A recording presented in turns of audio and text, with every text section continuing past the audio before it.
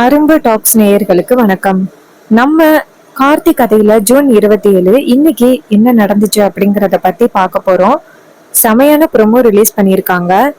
நம்ம சந்திரா வந்துட்டு நேரா அந்த ரவுடிகளுக்கு ஃபோன் பண்றாங்க. ரவுடிங்க வந்து அபிராமிய ஒரு வண்டியில வச்சிருக்காங்க. அப்ப சந்திரா கேக்குறாங்க அந்த ரவுடிங்க கிட்ட, டேய், நான் சொன்ன மாதிரி அவளை கடத்தி வச்சிருக்கீங்களாடா? ரவுடிங்க சொல்றாங்க, மேடம், நீங்க சொன்ன மாதிரி அந்த லேடிய கடத்தி நாங்க ஒரு காருக்குள்ள வச்சிருக்கோம். இன்னும் கொஞ்ச நேரத்துல நீங்க சொன்ன மாதிரியே கொண்டுட்டு வரோம். சந்திரா சொல்றாங்க, இங்க பாரு, என்ன நடந்தாலும் சரி, அவ மட்டும் உங்ககிட்ட இருந்து இக்காரணம் முன்னிட்டும் தப்பிச்சு போகவே கூடாது அப்படின்னு சொல்ல, ரவுடிகளும் சரிங்க மேடம் அப்படிங்கிறாங்க.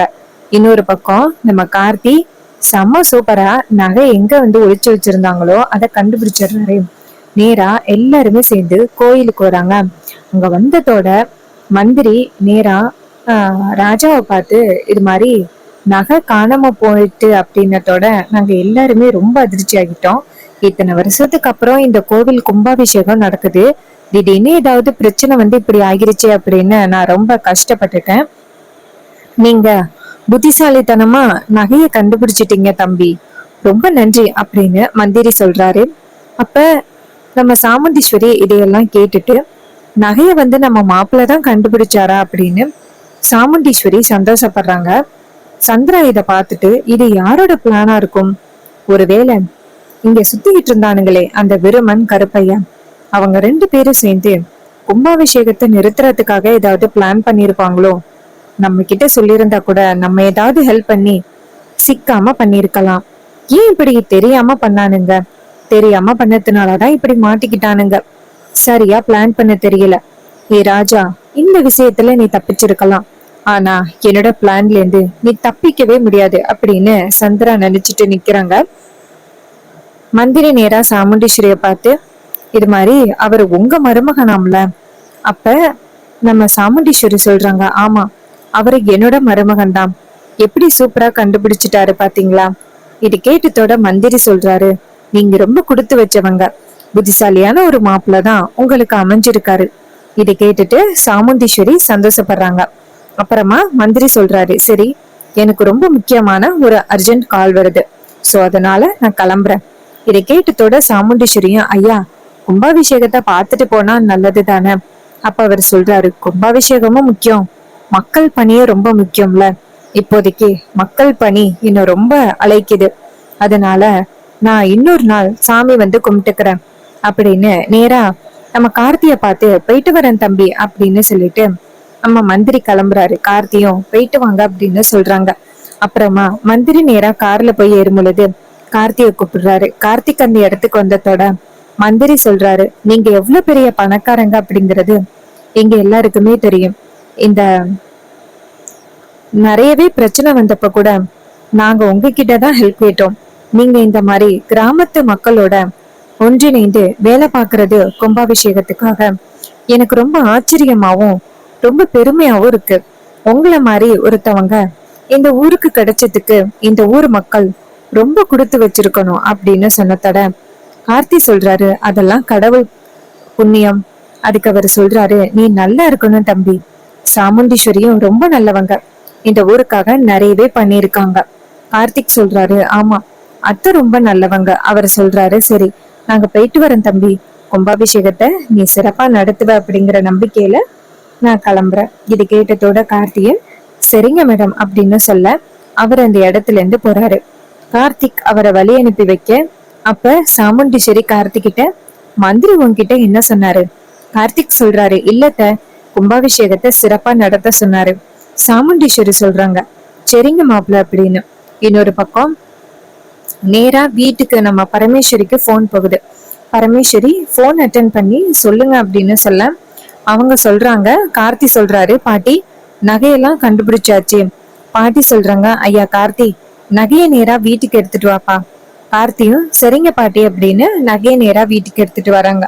வீட்டுக்கு வந்துட்டு பரமேஸ்வரி கிட்ட கொடுத்ததோட பரமேஸ்வரி நேரா சாமி கிட்ட கொண்டு போய் அதை வச்சு, இது வந்து திருடு போயிருக்கு, நீங்க தான் இதுக்கு ஒரு நல்ல ஆசீர்வாதம் பண்ணி அனுப்பணும் அப்படின்னு சொல்லி சாமி கும்பிட்டுட்டு அந்த நகையை எடுத்து அந்த பெட்டிக்குள்ள வச்சு வெளியில கொண்டுட்டு வராங்க. நகைக்காக காத்திருந்த எல்லாரும், அம்மா, பூஜை முடிஞ்சிட்டா, பரமேஸ்வரி சொல்றாங்க, பூஜையெல்லாம் முடிச்சுட்டு வாங்க போகலாம் கோயிலுக்கு அப்படின்னு சொல்லிட்டு கிளம்புறாங்க.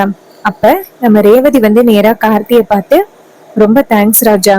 ராஜா கேக்குறாரு, எதுக்கு ரேவதி தேங்க்ஸ் சொல்ற? ரேவதி சொல்றாங்க, இல்ல பாட்டிய நகைய காரணத்தோட ரொம்ப மன உளைச்சலுக்கு ஆளாகிட்டாங்க. யாருதான் இப்படி நகையை திருடுனது? கார்த்திக் சொல்றாரு, நான் அதை பத்தி அப்புறம் சொல்றேன்.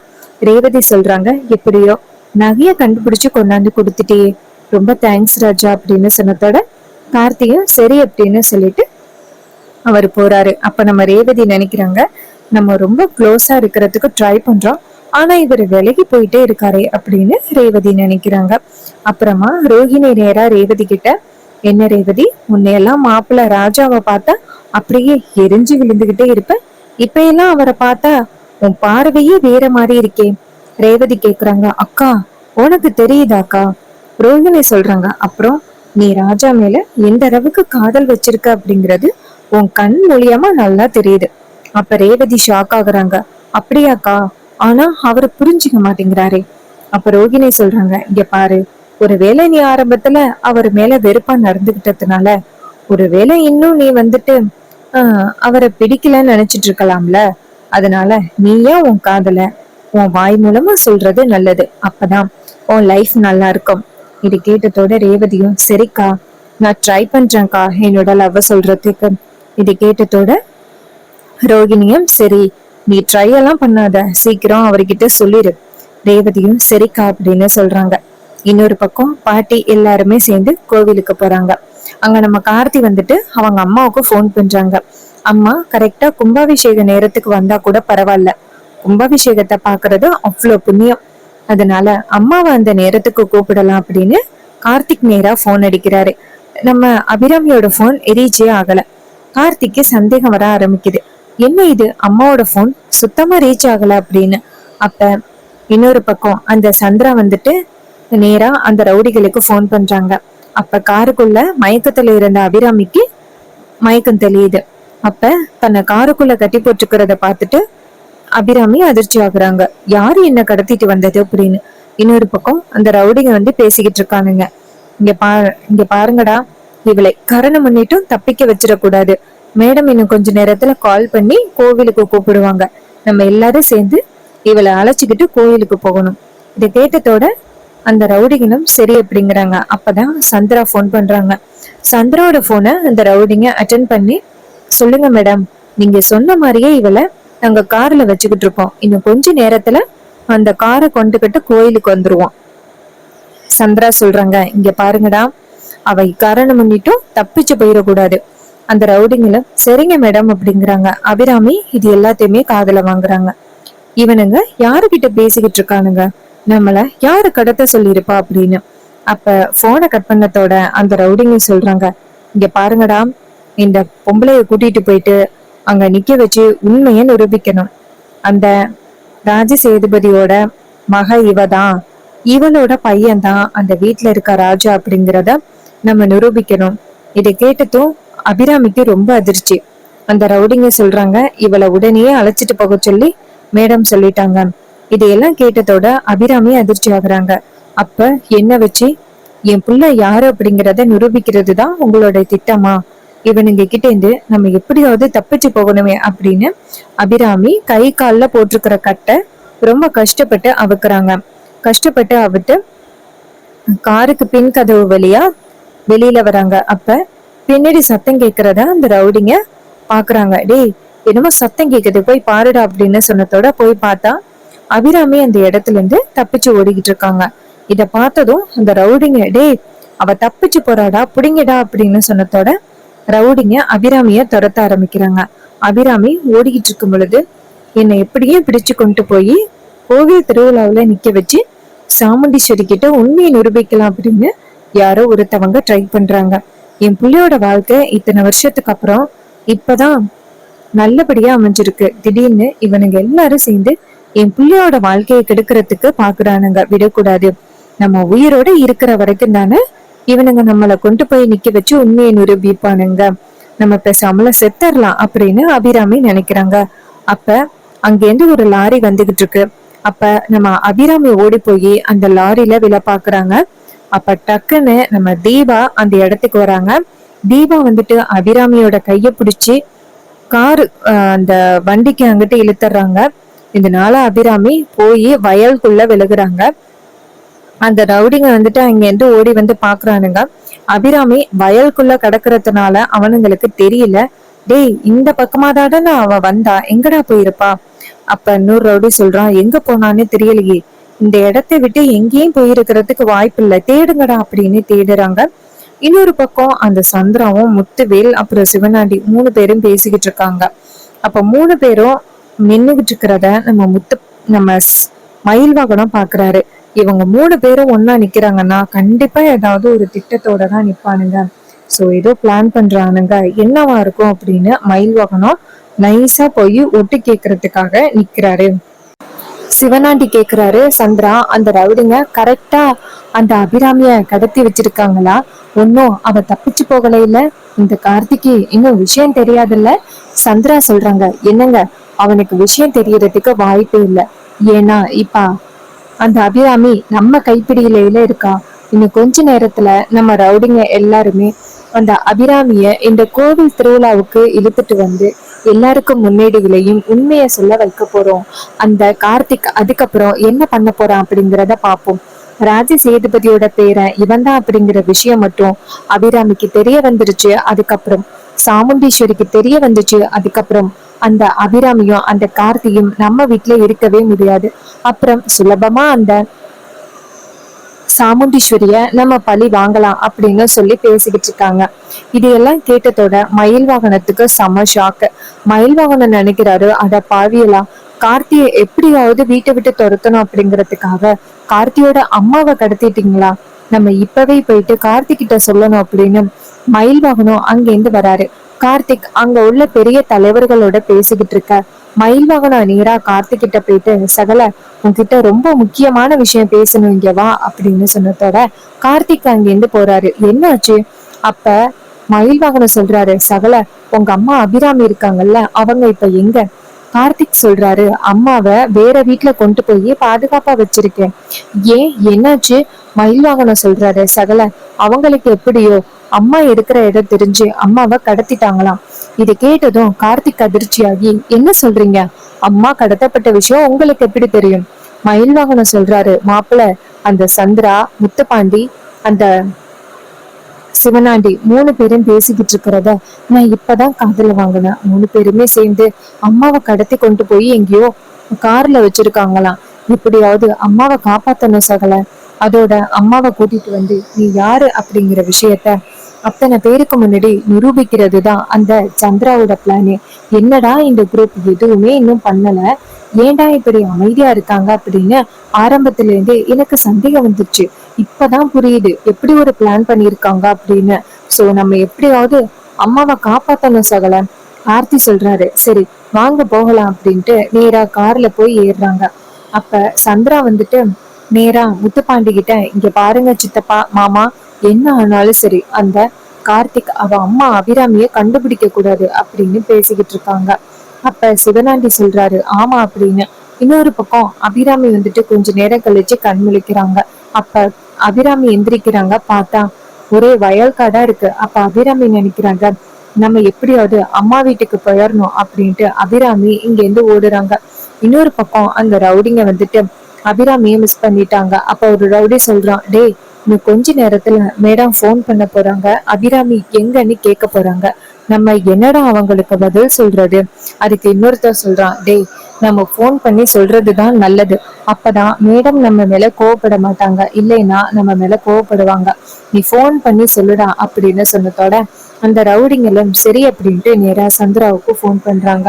சந்திரா போனை பார்த்துட்டு, என்னங்க, அந்த நம்ம ஆட்கள்கிட்ட இருந்து தான் போன் வருது அப்படின்னு சொல்ல சிவனாண்டி சொல்றாரு, என்னன்னு போன் பண்ணி கேளு. அப்ப சந்திரா போன் அட்டன் பண்ணி, சொல்லுங்கடா, என்னாச்சு? அப்ப அந்த ரவுடிங்க சொல்றாங்க, மேடம், இங்க ஒரு தப்பு நடந்து போச்சு. இதை கேட்டதோட சந்திரா கேக்குறாங்க, இங்க பாருங்க, என்ன ஆனாலும் சரி அந்த அபிராமியை மட்டும் அந்த இடத்துல இருந்து தப்பிக்க விட்டுறாதிய. ரவுடிங்க சொல்றாங்க, மேடம், அதுலதான் மேடம் ஒரு மிஸ்டேக் ஆயிருச்சு, இது மாதிரி தப்பிக்க விட்டுட்டோம். இது கேட்டதோட நம்ம சந்திராவுக்கு செம்ம ஷாக்கு. அப்ப சிவனாண்டி கேக்குறாரு, சந்திரா, என்னாச்சு? உன் முகமே சரியில்லை. சந்திரா சொல்றாங்க. என்னங்க, அந்த அபிராமிய மிஸ் பண்ணிட்டாங்களாம். அபிராமி தப்பிச்சு போயிட்டாளாம். சிவனாண்டி சொல்றாரு, தப்பிச்சு போனா அவ கண்டிப்பா அவளோட அப்பா ராஜசேதுபதி வீட்டுக்கு தான் போவா. சோ நம்ம போனா கண்டிப்பா அவளை தூக்கிடலாம். இது கேட்டதும் சந்திராவும் சரி வாங்க போகலாம் அப்படின்ட்டு கிளம்புறாங்க. இன்னொரு பக்கம் நம்ம அபிராமி நேரா அந்த வீட்டுக்கு போயிடுறாங்க. அங்க போனதோட நம்ம அபிராமி நேரா வீட்டுக்குள்ள போயிட்டு கதவை சாத்திடுறாங்க. அப்பதான் எப்படியும் இங்க பாதுகாப்பா வந்தாச்சு அப்படின்னு. அதே நேரம் அபிராமி வீட்டுல உள்ள போனை போயிட்டு எடுக்கிறாங்க. கார்த்திக்கு போன் அடிக்கலாம் அப்படின்னு. இன்னொரு பக்கம் நம்ம மயில் வாகனமும் கார்த்தியும் அபிராமியை தேடுறதுக்காக போறாங்க. அப்ப நம்ம அபிராமி வந்து போன் எடுக்கிறாங்க. கார்த்திக் போன் அட்டன் பண்ணி ஹலோ யாரு அப்படின்னு சொல்ல அபிராமி சொல்றாங்க, எப்பா கார்த்தி, நாதாப்பா அம்மா பேசுறேன். நான் இப்ப பாட்டி வீட்டுல இருக்கேன்ப்பா, சீக்கிரம் வாப்பா. இதை கேட்டதோட கார்த்திக் சொல்றாரு, சரிம்மா நீங்க பாதுகாப்பா இருங்க, நான் வரேன் அப்படின்ட்டு நம்ம கார்த்தி நேரா காரை எடுத்துக்கிட்டு பாட்டி வீட்டுக்கு போறாங்க. அங்க போய் பார்த்தா அபிராமி இருக்காங்க. அப்ப நம்ம அபிராமி ஓடி வந்து கார்த்திய கட்டி பிடிக்கிறாங்க. கார்த்தி, இது மாதிரி என்ன 4-5 ரவுடிங்க கடத்திட்டானுங்கப்பா, என்னை கடத்தி கொண்டு போய் வச்சிருந்தாங்க. இது மாதிரி சாமுண்டீஸ்வரி கிட்ட போயிட்டு என்னை வச்சு உண்மையை சொல்ல வைக்கணும் அப்படிங்கிறது தான் அவங்களோட பிளான். ஏன்பா இப்படி பண்றாங்க? உன்னோட லைஃபே ஸ்பாயில் ஆகிரும்பா. கார்த்திக் சொல்றாரு, அம்மா நீங்க கவலைப்படாதீங்க, உங்களை கடத்தினது யார் அப்படிங்கிறது எனக்கு நல்லாவே தெரியும். அவங்கள நான் சும்மா விட மாட்டேன். அபிராமி சொல்றாங்க, ஐயா கார்த்திக், இப்போதைக்கு நீ எதுவும் பண்ண வேணாம்ப்பா. ஏன்னா சாமுண்டீஸ்வரிக்கு ஓ மேலதான் கோவம் வரும். இப்போதைக்கு நீ எதுவும் பண்ண வேணாம், நான் பாத்துக்கிறேன். இதை கேட்டதோட கார்த்தியும் சரிம்மா, நீங்க இங்க பாதுகாப்பா இருங்க, உங்களுக்கு 4 பேரை துணைக்கி விட்டுட்டு போறேன், நீங்க கவலைப்படாதீங்க. இது கேட்டதோட அபிராமியும் சரிப்பா அப்படின்னு சொல்றாங்க. அப்புறமா மயில்வாகனும் சொல்றாரு, சகல இது எல்லா வேலையும் அந்த சந்திரா, முத்துப்பாண்டி அப்புறம் அந்த சிவனாண்டி 3 பேரும் தான் சேர்ந்து பண்ணியிருக்காங்க. அவங்க எப்ப பார்த்தாலும் இதே மாதிரிதான் ஏதாவது ஒரு பிரச்சனை கொடுத்துக்கிட்டே இருக்காங்க. உன்னை பத்தின உண்மைகளை நிரூபிக்கணும் அப்படிங்கிறது தான் அவங்களோட முதல் குறிக்கோளா இருக்கு. கூடிய சீக்கிரம் அவங்க உண்மையை நிரூபிக்கிறதுக்கு வேற ஏதாவது ட்ரை பண்ணுவாங்க. இப்ப என்ன சகல பண்றது? கார்த்தி சொல்றாரு, கோவில் கும்பாபிஷேகம் வரைக்கும் நான் கொஞ்சம் உண்மையை மறைச்சுதான் ஆகணும். அப்பதான் அத்தை வந்து கும்பாபிஷேகம் வரைக்கும் இருப்பாங்க. இல்லைன்னா கும்பாபிஷேகம் பாதிலேயே முடியறதுக்கு நிறையவே சான்சஸ் இருக்கு. ஸோ கும்பாபிஷேகம் முடிச்ச அடுத்த செகண்ட் நான் அத்தை கிட்ட யார் அப்படிங்கிற விஷயத்த சொல்லிடுறேன். இதை கேட்டதோட மயில் வாகனமும் எனக்கும் அதுதான் சரின்னு படுது மாப்பிள்ள. வர வர பிரச்சனை அதிகமாயிட்டே இருக்கிறத பார்த்தா கேட்டதும் கார்த்தியும் ஆமா அப்படிங்கிறாரு. ஸோ இந்த கதை உங்களுக்கு பிடிச்சிருந்துச்சு அப்படின்னா இந்த வீடியோவுக்கு மறக்காம லைக் பண்ணிக்கோங்க. நம்ம சேனலை சப்ஸ்கிரைப் பண்ணிட்டு பக்கத்துல உள்ள பெல் ஐகானையும் கிளிக் பண்ணி ஆல்னு செட் பண்ணிக்கோங்க. அப்பதாங்க அடுத்தடுத்து வீடியோஸ் போடும் பொழுது உங்களுக்கு நோட்டிஃபிகேஷன் வரும், பார்க்கலாம். தேங்க்யூ ஃபார் வாட்சிங்.